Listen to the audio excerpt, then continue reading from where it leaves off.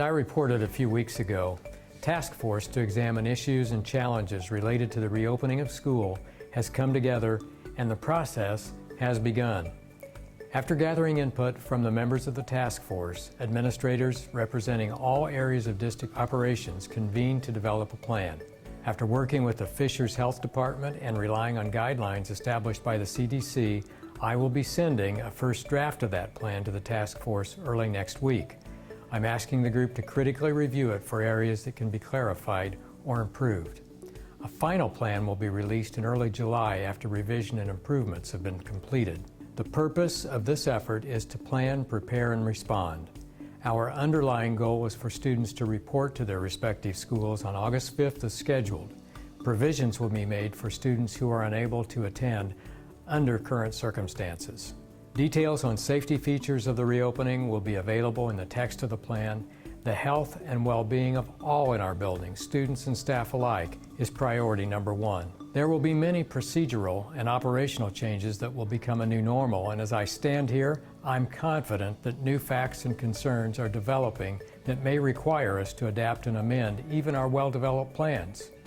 In other words, we have to be flexible to emerging needs and adapt as necessary. A debt of gratitude goes to the Hamilton County superintendents who convene weekly to collaborate on the strategies being discussed and considered in their respective districts for the common challenges that we all face as school officials.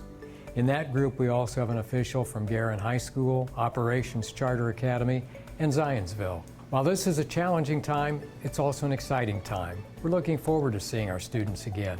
After all, schools were built with them in mind, and an empty school building is just not natural.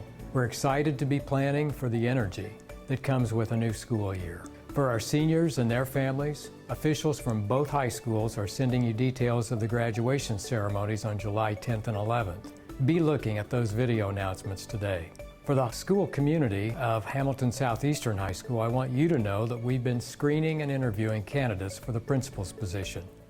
We've considered some outstanding individuals to replace Mr. Kripe, who is leaving HSE to assume a superintendent's position in Oak Hill Schools near Marion. We wish him well, and we look forward to working with our new principal.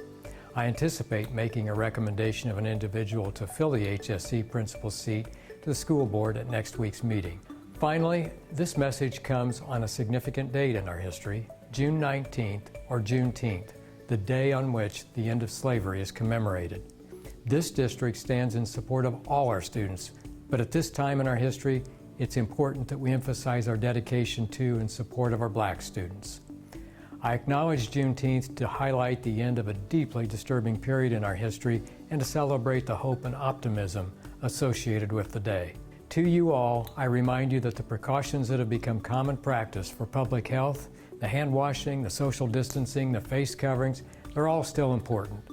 Please take care of yourselves. As you've heard me say before, we're in this together.